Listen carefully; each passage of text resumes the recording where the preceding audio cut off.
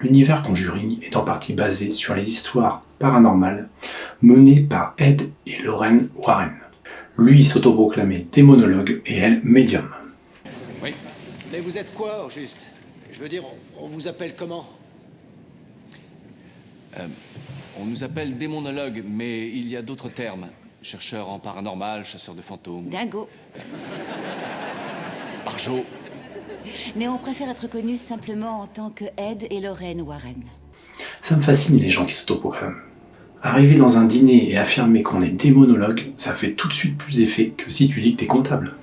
L'autoproclamation, c'est le principe des sectes. Tu dis que t'es Messie. Bon après, il faut que des gars te suivent, sinon c'est pathétique. En revanche, les Warren ont quand même participé à plus de 4000 affaires touchant à la parapsychologie. Ça donne une certaine légitimité. Ed aurait même pris part à environ 70 exorcismes, dont certains au Vatican. Dans les affaires qui sont suivies, il y a du rocambolesque, comme le loup-garou de Londres, un certain Bill Ramsey. Vu la gueule du gars, tu te dis qu'il n'est pas là pour te déclamer du Rimbaud. L'histoire débute à ses 9 ans. Il se sent alors possédé par l'âme d'un loup. Une crise violente se déclenche. Il se met à grogner et sa force se décuple, ce qui lui permet d'arracher une clôture avec les dents et les mains. Cet épisode violent auquel assistent ses parents demeure un secret familial. Adulte, il coule une vie paisible entouré de sa femme et ses 3 enfants. Il est charpentier et après une semaine épuisante, il somnole dans le camion du boulot. Soudainement, il mord l'un de ses collègues, mais tout le monde prend ça pour une crise de somnambulisme. Sauf que les flambées de violence vont se multiplier. Attaque d'infirmières, d'une prostituée, d'un policier ou même de sa femme, à chaque fois par griffure ou morsure. Les Warren le rencontrent et lui proposent de l'exorciser. La séance dure 1h30 et à la suite de celle-ci, Bill n'a plus connu d'épisode de possession. Une autre affaire Warren est assez dingo, celle de la famille Snedeker. Celle-ci déménage dans une maison qui se révèle être un ancien salon funéraire. On y trouve tout l'attirail de la maison rêvée, salle d'embaumement et ascenseur pour cercueil. C'est autre chose qu'une villa à Ibiza. Avec cette déco, vous imaginez bien que ça va mal se passer. Fantômes qui agressent physiquement les nouveaux résidents, tombes découvertes dans le jardin, coulées de sang sur les murs et internement psychiatrique d'un des fils. Cerise sur le gâteau, après enquête, il est découvert que d'anciens employés d'une entreprise de pompes funèbres y ont pratiqué la nécrophilie. Youpi, là on est dans le sordide. Perso, je suis plus foot que nécrophilie, mais chacun sa passion. Dans cette histoire aussi, un exorcisme semble avoir réglé les phénomènes connus par la famille Snedeker. Maintenant parcourons la vie intrigante du couple Warren. Enfant, Lorraine était dans une école catholique. Un jour, elle dit avoir vu une lumière. Elle disait qu'elle pouvait percevoir l'aura des gens. Elle se sentit à ce moment-là différente des autres enfants. Tu m'étonnes. Ses dons de voyance seraient apparus à la suite de cette période-là, sans qu'elle les maîtrise totalement. Edward est quant à lui fasciné par l'ésotérisme, dès ses 5 ans car il a dit avoir vécu plusieurs années dans une maison hantée. Cela se manifestait par l'apparition d'une vieille dame une nuit, de même que le bruit d'une canne qui frappait le sol, celle de son grand-père décédé. Il a fait des études d'art et il deviendra peintre de rue. Il n'a jamais oublié son enfance traumatisante et part à la recherche de maisons hantées. Il se met alors à les peindre. Parfois, il envoyait Lorraine pour qu'elle montre les tableaux qu'il avait réalisés aux propriétaires des maisons supposément possédées. C'était une technique d'approche pour pouvoir enquêter sur le vécu trouble de ces maisons. Quelques années plus tard, ils ont créé un musée chez eux avec des objets insolites rencontrés pendant leurs différentes aventures, dont la poupée Annabelle, qui est légèrement moins impressionnante que celle du film. À la mort d'Ed, certains témoins sont revenus sur leur expérience supposée et prétendirent qu'ils les avaient payés pour aller dans son sens. De même, le rôle des Warren dans certaines affaires semblait anecdotique, comme dans le cas Enfield. Très peu de preuves matérielles de leurs nombreuses investigations sont consultables. Enregistrements audio, photos et autres. Malgré tout, si je devais me prononcer sur eux, je dirais qu'ils croyaient sincèrement au paranormal. Dès leur enfance, ils sont fascinés par le surnaturel, et adultes, ils deviennent de fervents croyants en Dieu. Après, ça reste de bons capitalistes qui ont déduit qu'ils pouvaient en faire un business. Ils ne faisaient pas payer leur intervention, mais ils ont rédigé plusieurs ouvrages, organisé des visites dans leur musée, participé à des émissions de télé et des conférences, rémunérées. Parmi les autres personnages fondateurs de la saga Conjuring, il y a les producteurs de New Line Cinema.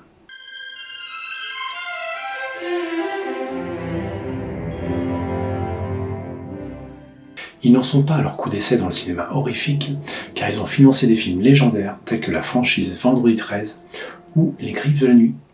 Nardis, il est caché sous ton lit.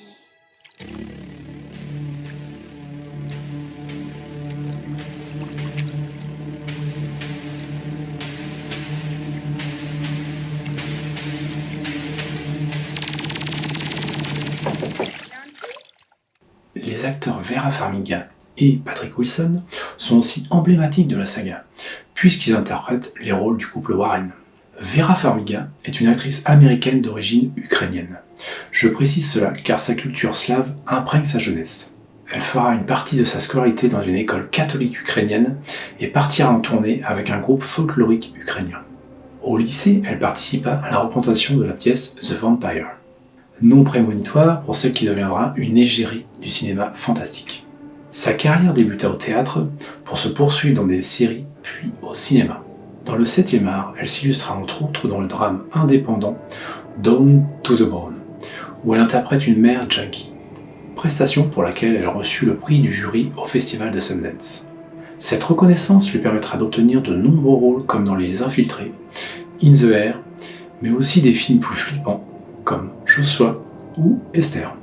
Son partenaire dans les différents Conjuring, Patrick Wilson, a lui été révélé à Broadway, dans 2 comédies musicales à succès, The Full Monty et Oklahoma. Elles lui vaudront 2 nominations aux Tony Awards. Ces nominations lui ouvriront les portes du cinéma, dont des grosses productions comme Watchmen, Prometheus, Batman vs Superman ou encore les 2 Aquaman.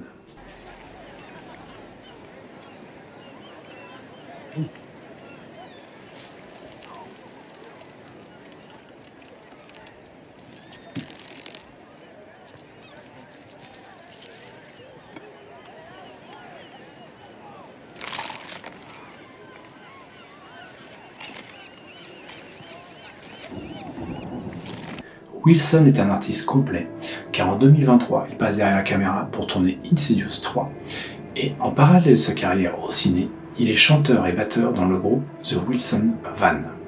D'ailleurs, on se souvient tous de la scène dans le cas Enfield, où il interprète avec talent Can't Help Falling in Love d'Elvis. Aux acteurs, on peut ajouter les 2 réals des 4 Conjuring, James Wan pour le 1 et le 2, et Michael Chavez pour le 3 et le 4.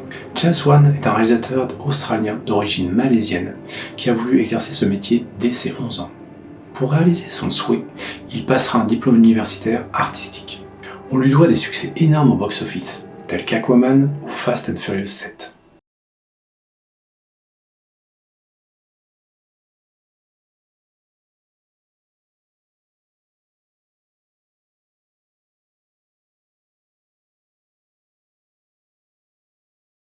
Un bon film de bourrin. James Wan est surtout le réal de films qui sont des références dans le monde du ciné d'horreur, comme les 2 premiers, Conjuring évidemment, mais aussi Saw ou Insidious.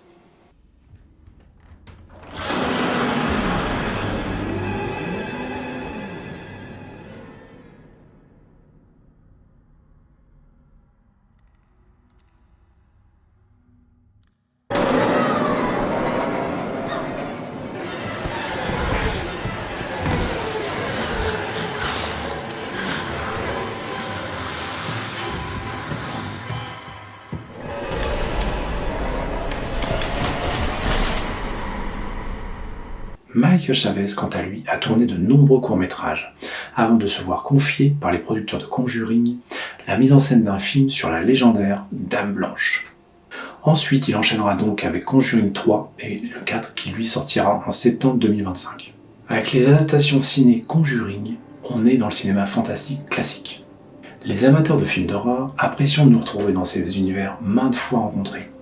Les maisons hantées, les caves ou greniers. Ça, ce n'est jamais bon d'y traîner. Les ambiances sonores avec des bruitages de craquements de parquet ou des voix, tout cela provoque du bon jumpscare des familles.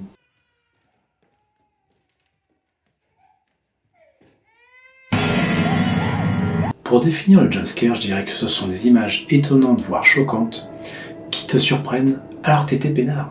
L'inventeur de ce procédé, le réalisateur franco-américain Jacques Tourneur, l'a nommé l'effet bus. Il consiste, à la fin d'une scène, dans laquelle la tension est montée, à la faire retomber brusquement au moyen de l'éruption d'un élément extérieur. Dans ce concept, le hors-champ joue donc tout son rôle. Voici une illustration dans son long métrage La Féline.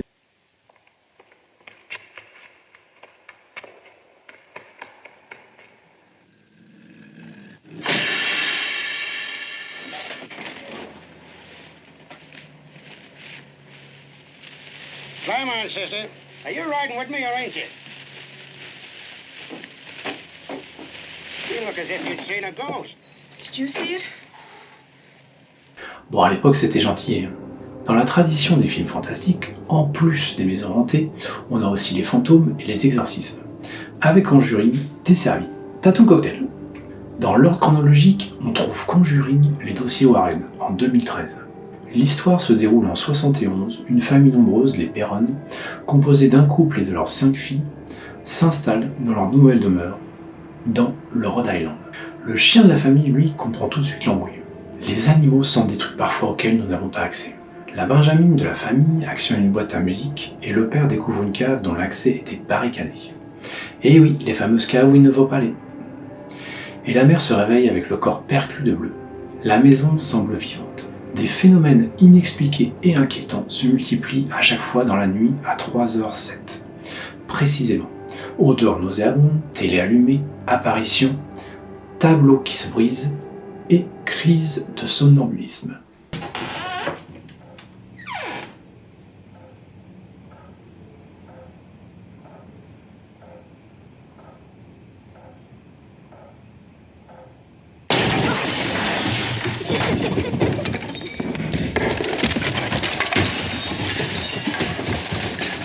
Une des filles est même prise d'une passion pour les coups de tête sur armoire.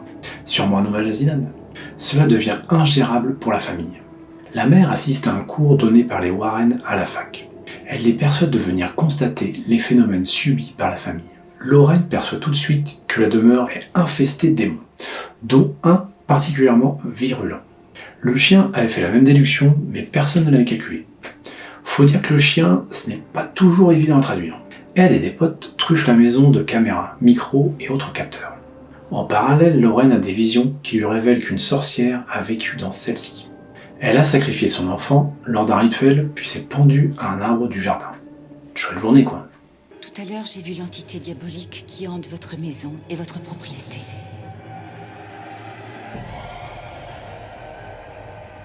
Je l'ai d'abord vue dès que j'ai franchi votre porte. Elle était accrochée à vous. Et puis je l'ai revue avec vos filles, quand on est entré dans votre salon.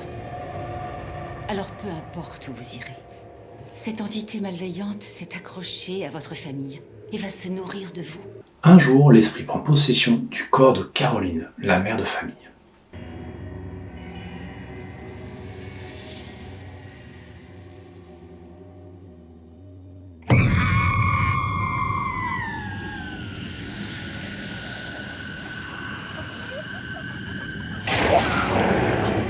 Elle devient légèrement irritable et a dans l'idée de sacrifier une de ses filles comme l'avait fait à l'époque la sorcière.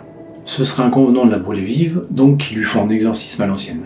Bon, ça remue pas mal, mais l'exorcisme réussit. On sent que depuis Insidious, James Wan a trouvé sa recette.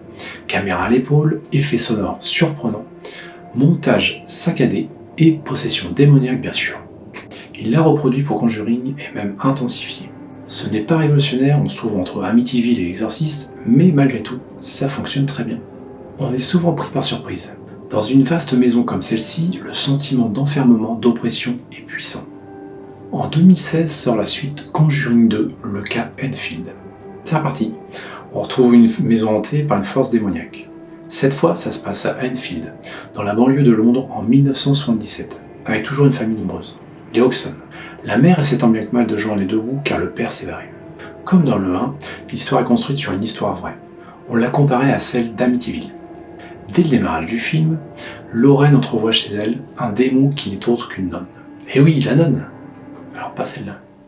Mon Dieu, j'ai un très grand regret de vous avoir offensé. Vous savez par cœur votre acte de contrition? C'est Oui. bien! Parce que vous êtes infiniment bon et que le péché vous déplaît. Je crois, vous dites. Je prends la ferme résolution, avec le secours de votre sainte grâce, Attention de ne plus vous offenser et de faire pénitence.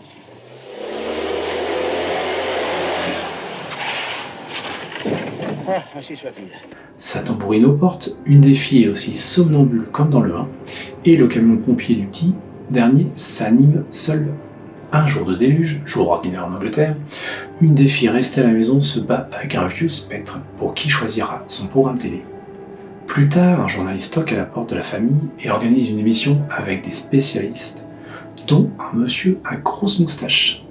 Ils interviewent 2 des filles, et Jeannette, la plus jeune, se met à faire des grognements.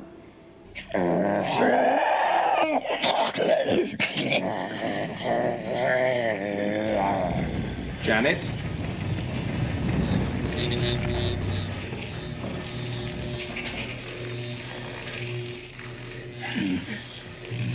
Janet. Puis parle au nom de l'esprit Bill Wilkins, censé être mort d'une hémorragie au cerveau. Oui, celui qui avait piqué la télécommande un peu plus tôt. Who's there? Bill. Bill who? My name is Bill Wilkins.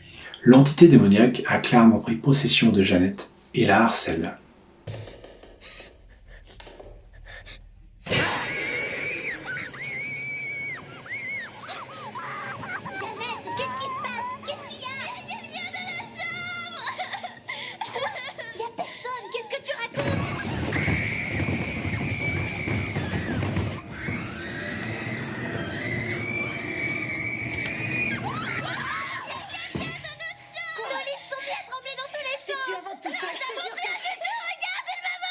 Les Warren décident de s'installer quelques jours pour faire partir ce vieillard aux yeux jaunes, qui s'accroche à son ancienne demeure.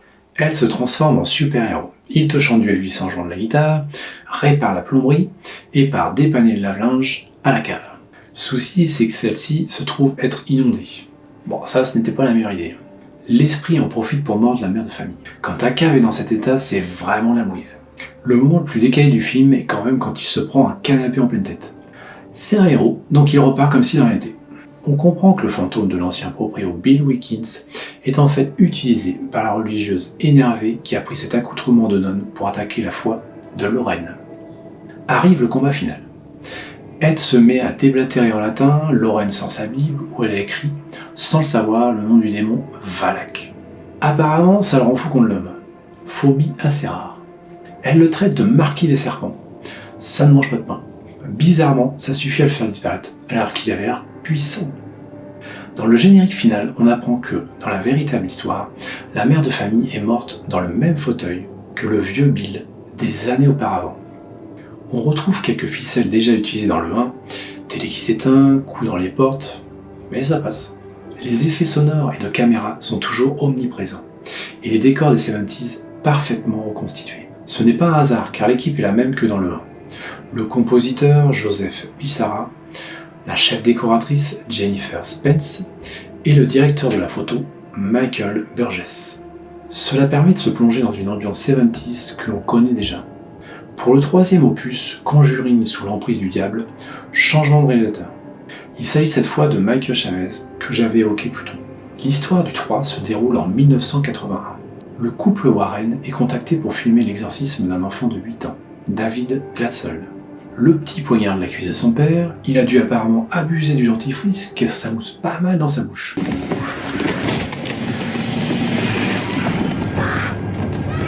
Donnez-lui les bras, ne lâchez pas. Bref, l'exorcisme doit débuter. Un prêtre lui balance de l'eau bénite dans la tronche, donc en plus de mousser, il commence à avoir des éruptions cutanées balèzes. Un vrai petit Etna. Pas content, David se rebelle, ce qui entraîne un vol d'assiettes dont une arrive en pleine poire du religieux qui est assommé. Seigneur, entends ma prière.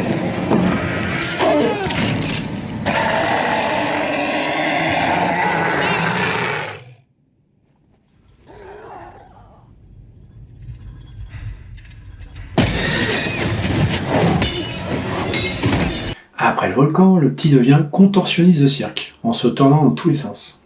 Surprenant ce gamin. Il attaque Ed, et c'est finalement le beau-frère de l'enfant qui se sacrifie et récupère la malédiction. Écoute-moi, regarde-moi. Regarde-moi, je sais que tu es toujours là, David. Je m'adresse au démon qui est en toi, d'accord? Laisse David tranquille et prends-moi. Prends-moi. Prends-moi. Prends-moi. Laisse David tranquille et prends-moi.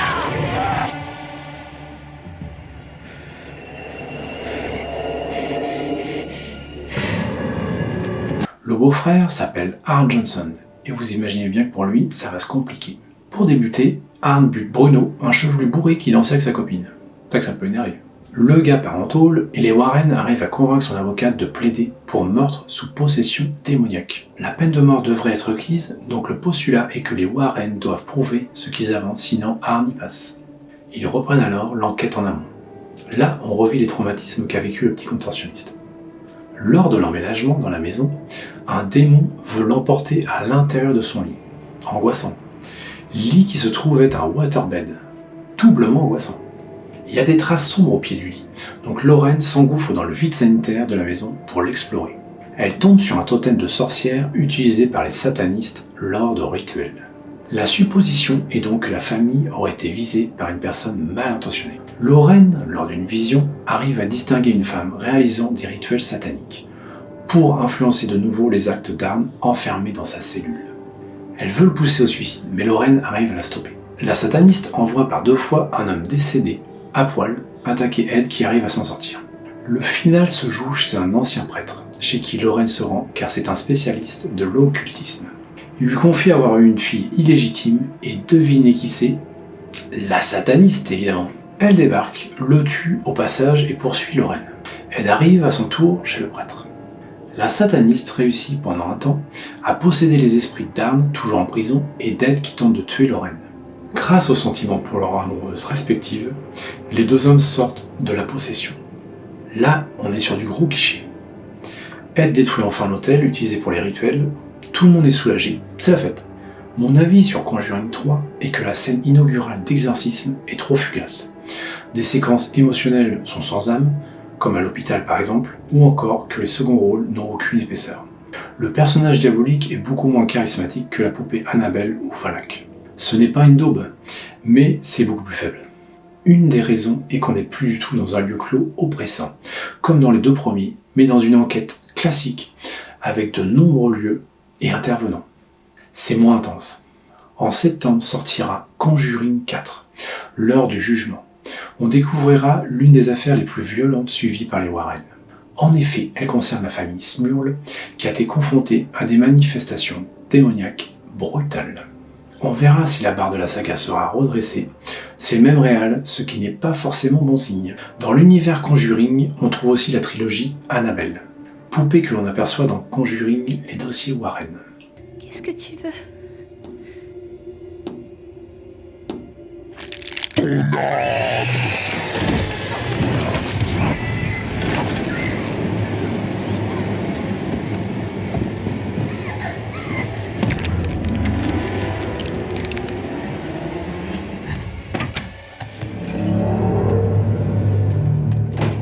Mais aussi 2 longs métrages relatant l'histoire de la nonne, dans lesquels on retrouve donc le démon Valak, qui hante la maison dans le cas Enfield. C'est malin de la part de la production. Des entités plaisent, Annabelle et Valak, et on en fait des personnages récurrents dans de nouveaux films. La galaxie Conjuring comprend aussi, de manière plus anecdotique, Wolf at the Door en 2016 et La malédiction de la Dame Blanche en 2019. Conjuring est déjà la franchise d'épouvante la plus lucrative de tous les temps. Je vais vous livrer quelques secrets de tournage sur cette franchise. Le compositeur de la plupart des musiques, Joseph Bissara, a aussi joué plusieurs démons dans Conjuring ou Annabelle. De même dans Insidious, où il campe le personnage du démon au visage rouge. C'est pas ce qu'ils ont fait de mieux. On peut voir le nom Valak tout le long de Conjuring 2, dont sur un bracelet de la fille des Warren, ou sur cette bibliothèque. Oui, regardez bien, il y a toutes les lettres. La véritable Lorraine Warren fait de la figuration dans Conjuring lors d'une conférence. C'est la femme en bas à droite. Pour Conjuring, sous l'emprise du diable, un véritable exorciste est venu bénir le tournage, dont les décors. L'authentique poupée Annabelle, celle qui a sa place de choix dans le musée des Warren, apparaît dans une scène d'Annabelle, la création du mal. Pour ce qui est des anecdotes un peu plus surnaturelles, liées à l'univers Conjuring, pas de quoi sauter au plafond. Vera Farmiga, l'interprète de Lorraine Warren, a trouvé 5 marques de griffes sur l'écran de son ordi, lorsqu'elle s'apprêtait à lire le scénario du premier Conjuring. Alors que de son côté, James Wan, le réalisateur, se préparait à envoyer un mail concernant ce même scénario, son chien s'est mis à grogner et à suivre quelque chose d'invisible dans la pièce. Voilà. Comme si les chiens ne faisaient pas des trucs barrés à longueur de journée. Ah, on est loin des tournages de L'Exorciste ou de Poltergeist, traversés par des histoires glaçantes. C'est l'heure de rejoindre ma meute. Faites de beaux cauchemars, les amis.